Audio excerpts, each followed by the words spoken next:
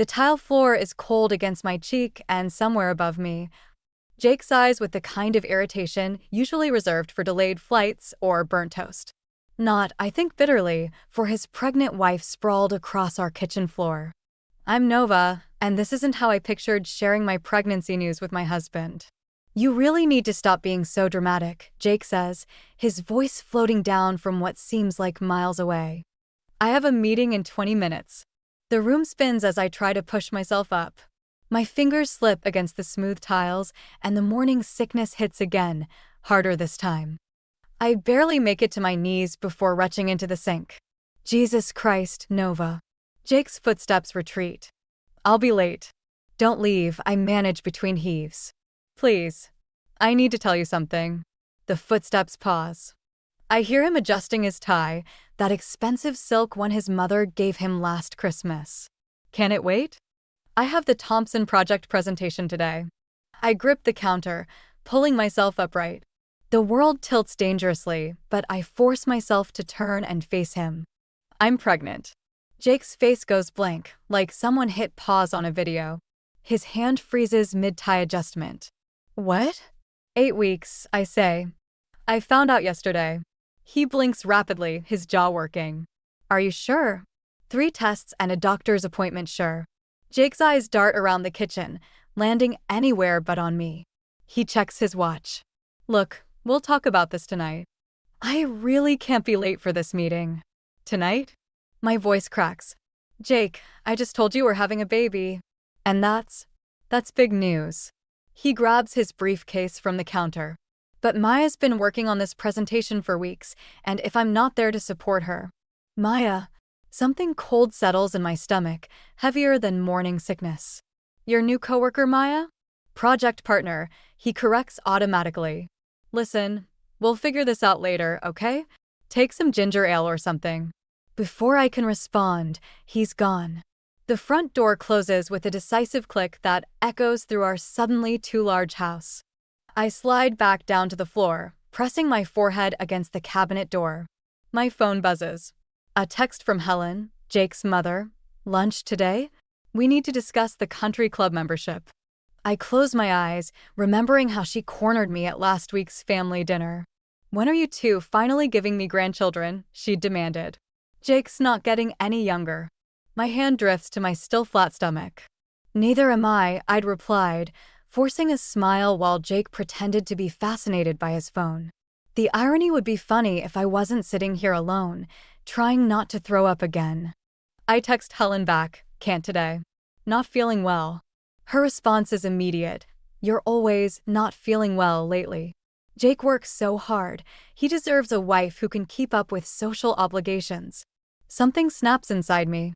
Maybe it's the hormones, or maybe it's the way Jake looked right through me as he rushed to support Maya. Or maybe it's just that I'm tired of pretending everything's fine when it's so clearly not. I grab my phone and pull up Jake's calendar, the one he thinks I don't know how to access. There it is. Thompson project meeting, 9:30 a.m. But there's another entry, hidden in his personal calendar. Lunch, 1 p.m. My hands shake as I screenshot the entry. The nausea returns, but this time it has nothing to do with morning sickness. You're right, Helen, I text back. Jake does work very hard. Especially with his new project partner, Maya. Maybe we should all have lunch together sometime? I hit send before I can change my mind, then block her number. Standing up slowly, I steady myself against the counter and look around our pristine kitchen. With its matching appliances and coordinated color scheme. Everything perfectly in place, just like Jake likes it. Well, almost everything. 3 weeks have passed, and Jake's chair sits empty at dinner again. His excuses pile up like the takeout containers in our trash, late meetings, client emergencies, networking events. Tonight it's drinks with potential investors, though his calendar still shows that mysterious M entry. I push my untouched pasta around the plate, fighting another wave of nausea. The smell of garlic, once my favorite, now makes my stomach roll. My phone lights up with a text from Helen. Jake tells me you've been difficult about the country club events. This isn't how we do things in this family. The fork clatters against porcelain. I delete the message without responding, but another follows. I'm coming over tomorrow. We need to talk about your priorities. The front door opens just as I'm dumping my dinner in the trash. Jake's cologne hits me first, different from his usual scent, sweeter somehow. More feminine. You're home early, I say, not turning around. Meeting wrapped up faster than expected. His voice is careful, measured. Mother called. She's worried about you. Fascinating. I start loading the dishwasher, each plate a controlled slam. Did she mention I'm carrying her grandchild, or just my apparent failure as a society wife? Jake sighs. Nova, don't start. I'm tired. Tired. I spin around, a water glass clutched too tightly in my hand. You want to talk about tired? Try growing a human while your husband. The words die in my throat. There's a smudge of red on his collar, lipstick, badly wiped away. My fingers go numb, and the glass slips, shattering at my feet. Don't move, Jake says, stepping forward. You'll cut yourself. Stay back. My voice sounds strange, distant. I've got it. You're being ridiculous. Let me help. Like you helped at my first ultrasound appointment? The words come out sharp as the glass around my feet. Oh, wait. You had that emergency meeting with Maya. His face tightens. The Thompson Project is crucial for my career. Is that what we're calling it now? What's that supposed to mean? I laugh, and it sounds all wrong. Your mother's coming over tomorrow.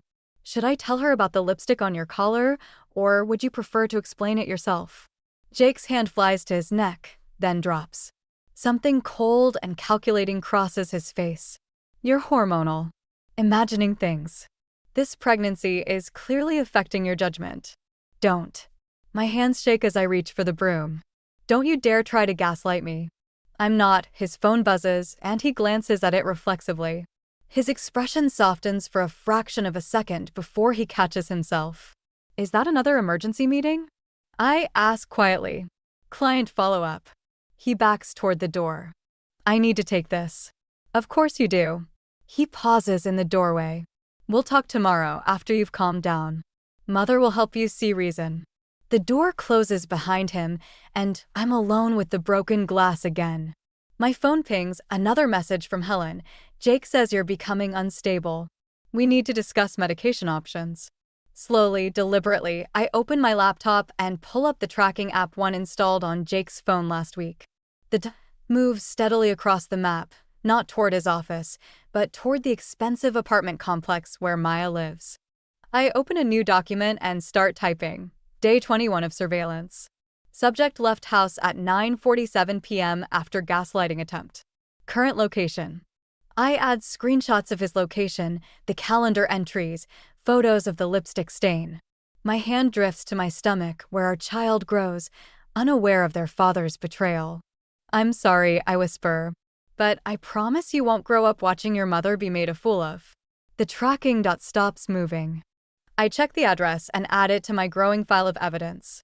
Tomorrow, Helen wants to discuss my priorities? Perfect. I'll have plenty to discuss with her too. I close the laptop and start sweeping up the broken glass, each shard a promise of what's to come. They want to paint me as unstable? Fine. Let them. They have no idea what I'm capable of when I'm thinking clearly. And right now, my mind has never been clearer. Jake's car key feels heavy in my palm as I stand in our garage at dawn. He's still asleep upstairs, dead to the world after coming home at 3 a.m., reeking of whiskey and perfume. The same perfume that's been clinging to his clothes for weeks now. I shouldn't be doing this. The rational part of my brain screams to walk away, but my feet carry me to his pristine BMW anyway. My hands shake as I unlock it, sliding into the driver's seat that still holds the impression of his body. The center console yields nothing but receipts and breath mints. The glove compartment contains only maintenance records and insurance papers. I'm about to give up when I notice the slight gap under the passenger seat. My fingers brush against something hard, a phone. Older model, no password protection. The screen lights up, revealing dozens of messages from M. Miss you already. Last night was incredible. When can you get away again? Each message burns like acid in my throat. But it's the photos that break me. Jake and Maya at restaurants I've never been to, at concerts he claimed he was too busy to attend with me. Her head on his shoulder, his hand on her waist. Both of them laughing at some private joke while I've been home battling morning sickness alone. The garage door rumbles to life. I freeze, clutching the phone. Jake appears in the doorway, his face shifting from confusion to rage as he spots me in his car. "What the hell are you doing?" "Research," I say, my voice steadier than I feel. "For the Thompson project." "Fascinating stuff." He crosses the garage in 3 strides. "Give me the phone." "Why?" "Afraid Helen might see these lovely dinner dates? Or maybe your boss would be interested in how you've been spending those late nights at the office." "You're making a mistake." His voice drops dangerously low. "Think about what you're doing." "I have been. For weeks." I hold up the phone. "While you've been thinking about Maya." He lunges for the phone, but I'm faster. "Don't," I warn. "I've already backed everything up." "You're hysterical," he spits. This is exactly why I needed. He stops himself, but the damage is done. "Needed what, Jake?" "Someone who isn't pregnant and inconvenient." "This isn't you," he says, switching tactics. "The hormones are making you paranoid. Let me help you." I laugh, and it sounds like breaking glass. "Help me? Like you helped Maya climb the corporate ladder?" "On her back, apparently." His hand shoots out, grabbing my wrist.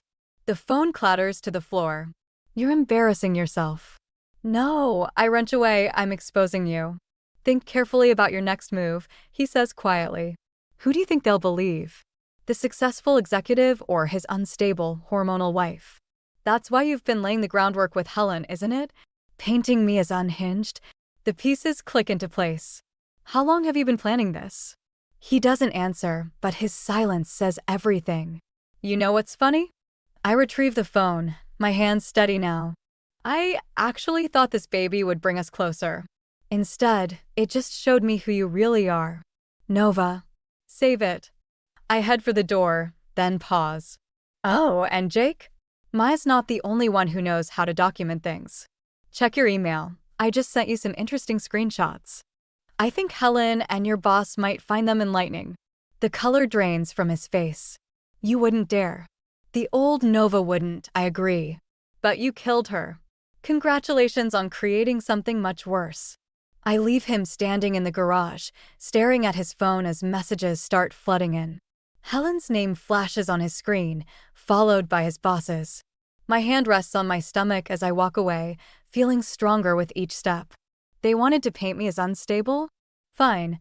But they forgot one crucial detail: a mother protecting her child is capable of anything. And I'm just getting started. The doctor's voice fades into white noise as I stare at the ultrasound monitor. "Bed rest," she's saying. "Your blood pressure is dangerously high. You need to stop working immediately." My hand tightens around the prescription she's trying to give me. "I can't afford to stop working." She frowns, glancing at my empty ring finger. "I stopped wearing Jake's ring last week. Is there someone who can help support you during this time?" The irony makes me laugh, but it comes out as more of a sob. "Yesterday, Jake drained our joint account. For legal preparations," his email said. "Given your recent unstable behavior." "I'll figure something out," I tell her, but my voice sounds hollow even to me. Back home, I find Jake waiting in the kitchen. He's wearing his court suit, the one that costs more than 3 months of my salary. "We need to talk about your leave of absence," he says, not looking up from his phone. "The company's concerned about the project timeline." "The company or Maya?" His jaw tightens. "I'm trying to be reasonable here. You can't just stop working and expect." "The doctor says I have to." Convenient timing. He finally looks at me, his expression calculated. "Right after you tried to blackmail me." "Blackmail?" I grip the counter as the room sways slightly. "You mean exposing your affair?" The board sees it differently. His smile is cold. "They're very concerned about workplace harassment." "Maya's quite upset about your accusations." The pieces click into place. "You're having me fired. You're being offered a generous severance package. Contingent on signing an NDA, of course." My legs give out, and I sink into a chair. "I'm carrying your child." Allegedly. He slides a document across the table. "We'll need a paternity test." The room goes very quiet. I can hear the clock ticking, marking seconds that feel like years. You know it's yours. Do I? Given your emotional state lately. He shrugs. My lawyer suggests we explore all possibilities. Your lawyer. My voice sounds strange, distant. The one you hired with our savings?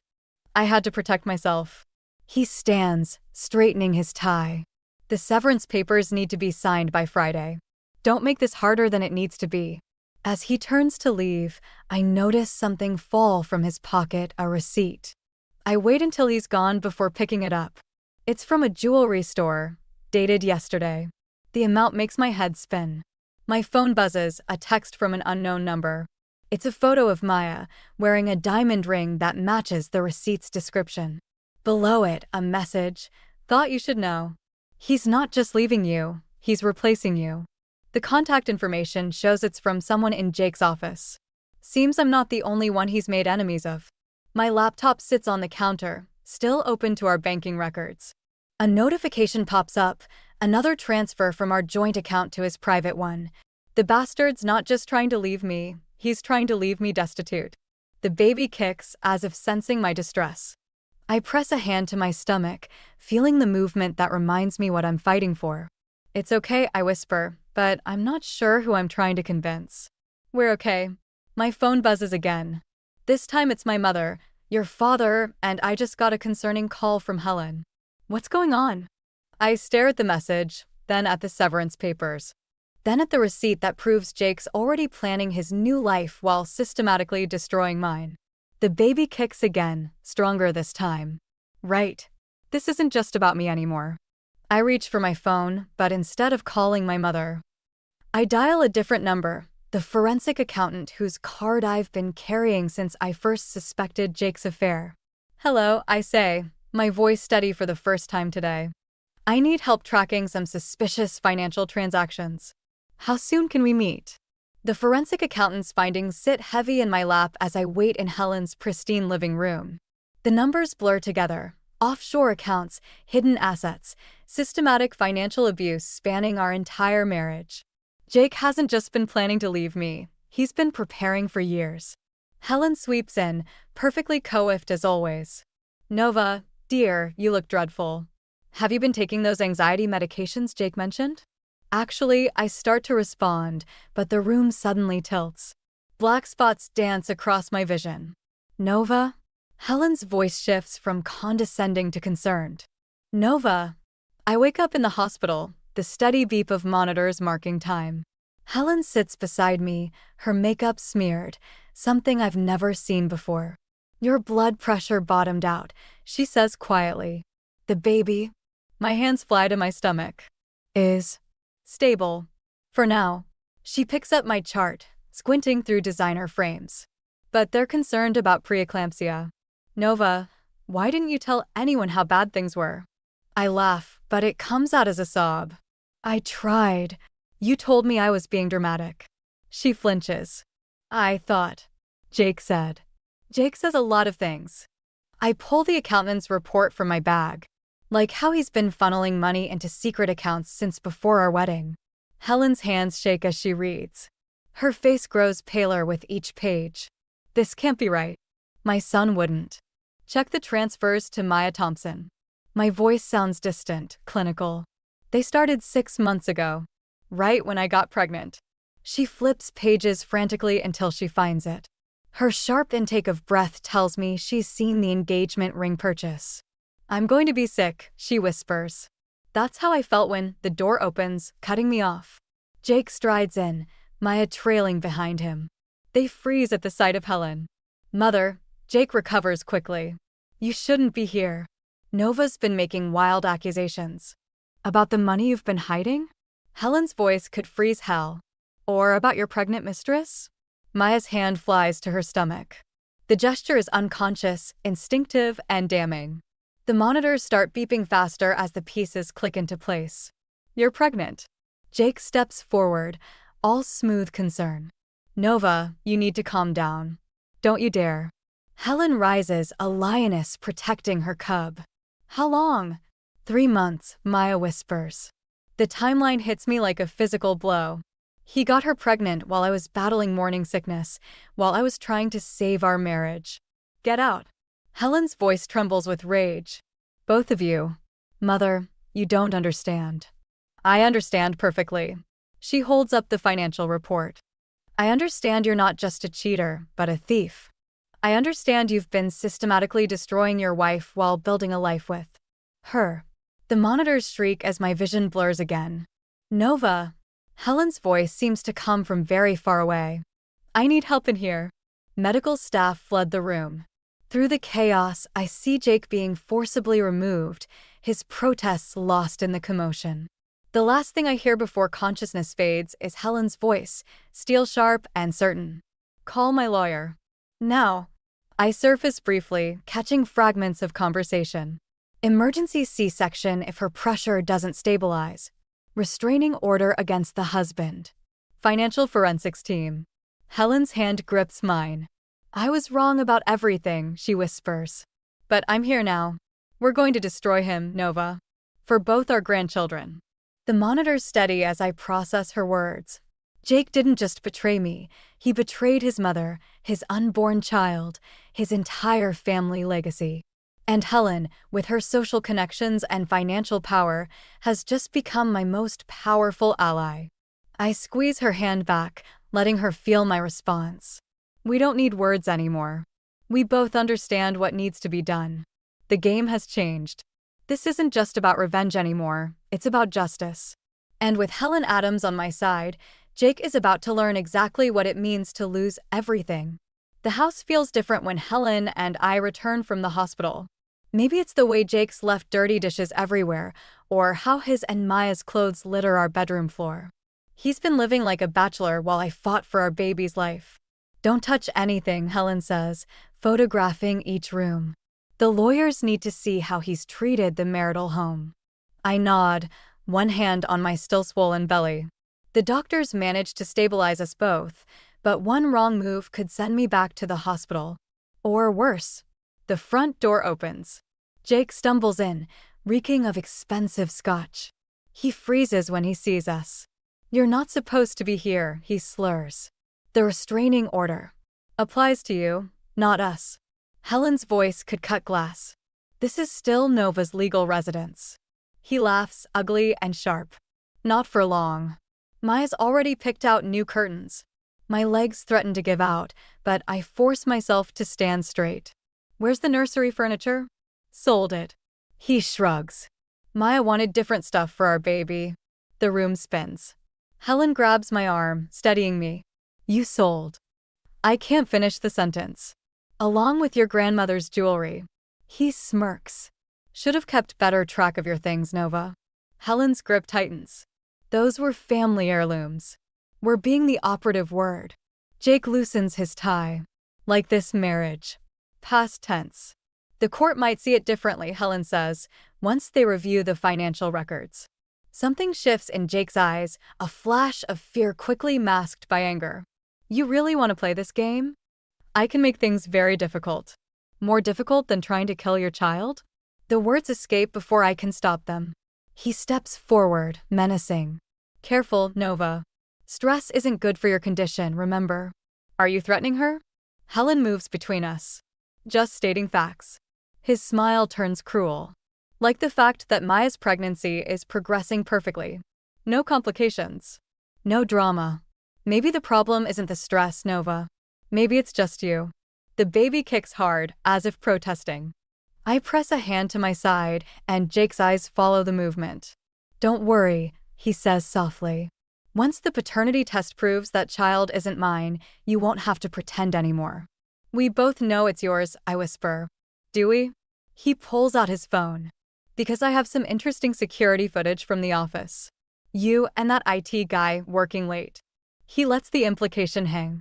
That's a lie. Truth is whatever I can prove in court. He shows us the screen, doctored footage of me with a male colleague. Amazing what money can buy these days. My knees buckle. Helen catches me as Jake continues, the board already thinks you're unstable. Add infidelity charges and well. Who would believe anything you say about our finances? You bastard, Helen hisses. Careful, mother. You're one signature away from losing your position on the family trust. Sure you want to pick sides. The room goes quiet except for the sound of my ragged breathing. Jake moves toward the stairs, then pauses. Oh, and Nova? Maya's wearing your grandmother's sapphire ring. Looks better on her anyway. He disappears upstairs, leaving us in the wreckage of what was once my life. Helen's hands shake as she helps me to a chair. He's thought of everything, I whisper. Not everything. Helen pulls out her phone, stopping the recording. He just confessed to selling stolen property and fabricating evidence. While drunk. I stare at her, hope warring with despair. Will it be enough? Alone? No. She squeezes my hand. But combined with what else we have? It's a start. Upstairs, we hear Jake talking, presumably to Maya. Planning their perfect future while systematically destroying mine. I can't lose this baby, I say. I can't lose everything. You won't. Helen's voice hardens with resolve. Because we're going to take everything from him first. The baby kicks again, stronger this time. Like a signal. Like a promise. The boardroom falls silent as I walk in, Helen at my side. Jake's face drains of color when he sees us. Maya, sitting beside him, touches her stomach protectively, a gesture that might have sparked sympathy in me once. Not anymore. This is a closed meeting, Jake says, but his voice wavers. Helen smiles, razor sharp. As major shareholders, we have every right to be here. The board members shift uncomfortably. Jake's boss, Richard, clears his throat. Mrs. Adams, given the circumstances. The circumstances, I interrupt, placing a USB drive on the table, are exactly why we're here. Jake lunges for the drive, but Helen's already connected it to the projector. The screen fills with financial records, transfers, hidden accounts, falsified expense reports. What is this? Richard demands. Evidence of systematic embezzlement, Helen says. Using company resources to fund a personal lifestyle, including gifts for certain employees. Her eyes cut to Maya's ring, my grandmother's sapphire glinting accusingly. Maya's hand drops to her lap. Jake stands, desperate. These documents are clearly fabricated. Nova's unstable. Like the security footage you doctored? I play his drunken confession through my phone. The room goes deadly quiet. You recorded me illegally, he snarls.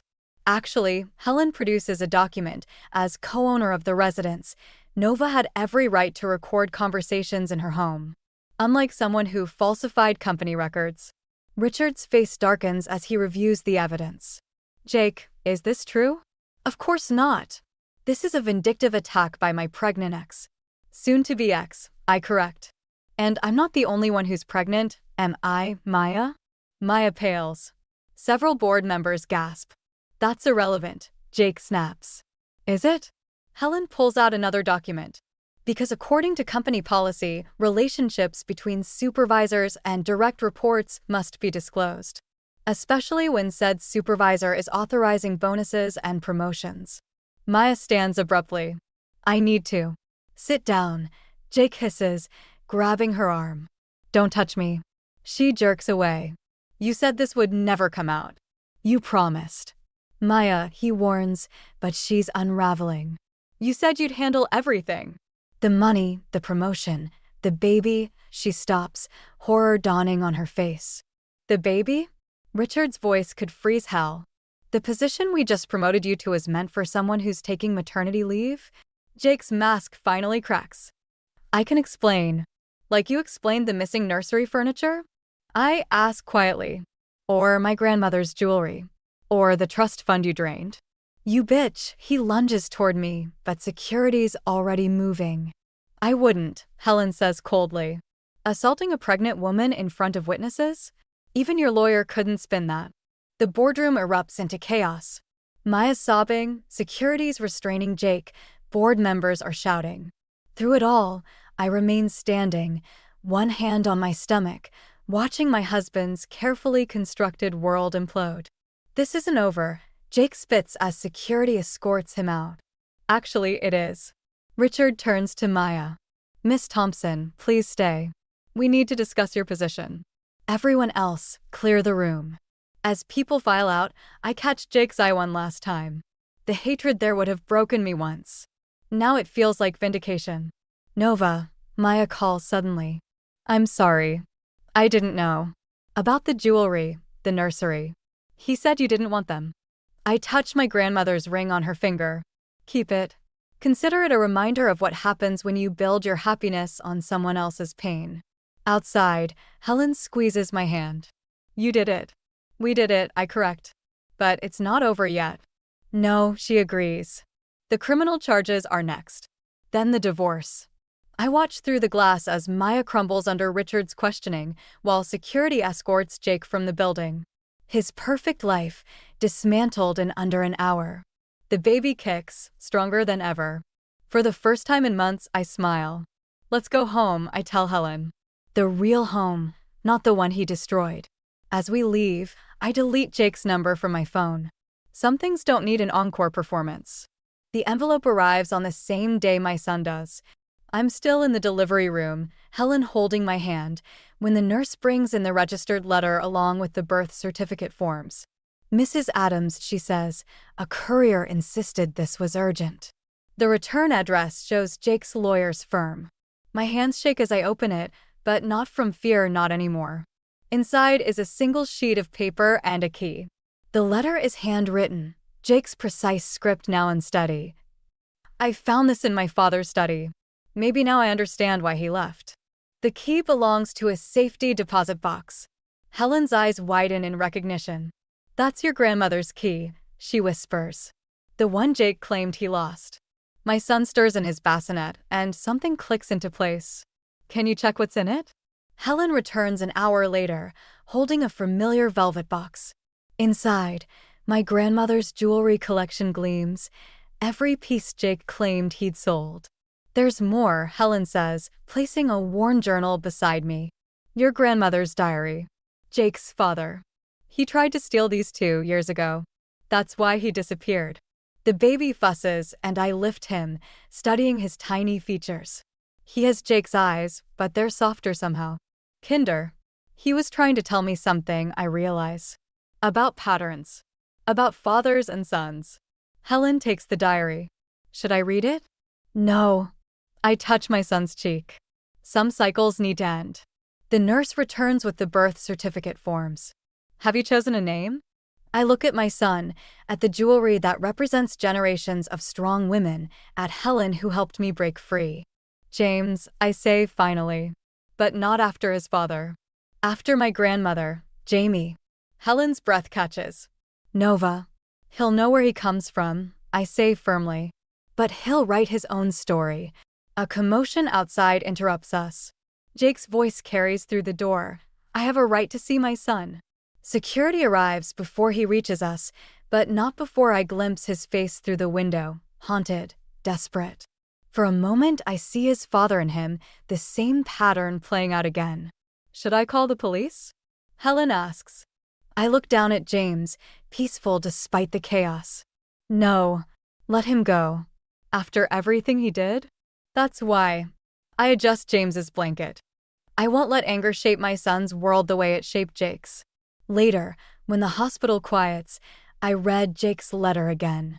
Between the lines, I see a different story, not just of betrayal and revenge, but of broken men trying to outrun their father's shadows.